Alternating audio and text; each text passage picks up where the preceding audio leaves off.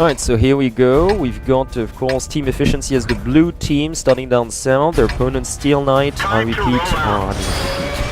remind you, on the yellow side today, and starting up north this time around. And you know what, if you ask me, it looks like both teams are going to go towards the eastern front. Yep, and both teams going with the same exact tank lineup as last set. So no changes on that front. The only changes, will be the starting position on the map, of course. Honestly, once again, on a map like this, all they've got to do is just roll out in force to the railway, down the railway, and there's really not that much that Efficiency could do with such kind of firepower. Yeah, and honestly, just do what the Immortals love to do, and just push straight down the middle. Exactly, push and just never stop. And look at that, Comics. Yeah, Comics is taking like so much punishment. But once again, like, I'm very surprised at Efficiency's lineup, because once again, in terms of firepower, they're out. Yeah, I mean, it worked for them last time, but they did get slightly lucky. If that T69 had not been there, then it would have been much harder for them. Exactly, because they had taken so much damage. I would have traded at least one of those 1390s for a T69 or a T32. Yeah. This is just way too light. Yeah, no, I definitely have to agree with you there. I mean, unless... Okay, if Efficiency decides to do the same thing as last time, it's going to depend on Steel Knight. If Steel Knight have learned from their mistake, they're just going to charge in. Yeah. And if they charge in, I really don't see them lose this. Yeah, I mean, they are fairly close to each other right now. The three T32s they're separated by the railroad. Yeah, are just right across that railway area.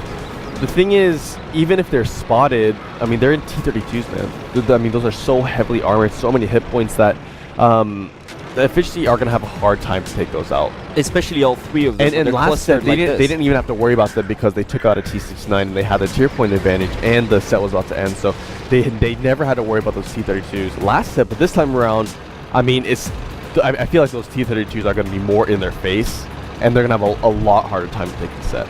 Exactly. Well, they're looking at the base capture of their own. They spotted each other across the railroad here.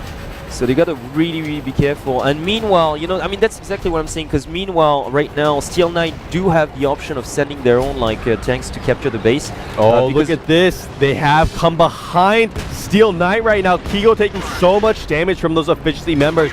Efficiency about to take out Kigo. I don't believe it. They pull it off again. No way. This is amazing play from Efficiency. I don't believe it, because they're so outgunned.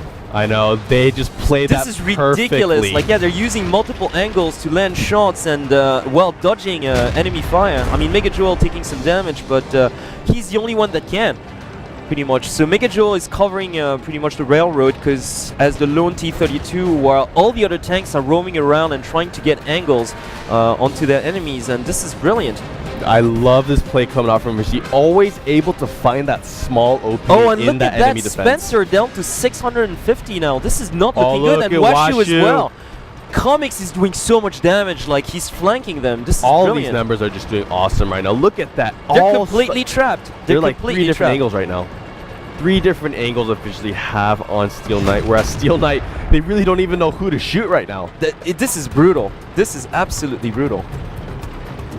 Okay, the base capture is going to start for Steel Knight, as a matter of fact. No problem, though. No problem for Team Efficiency. They already have a tank there, and another T32 goes down. 32 goes down. Oh boy, this time it was Washu, and T1 gets taken out as well.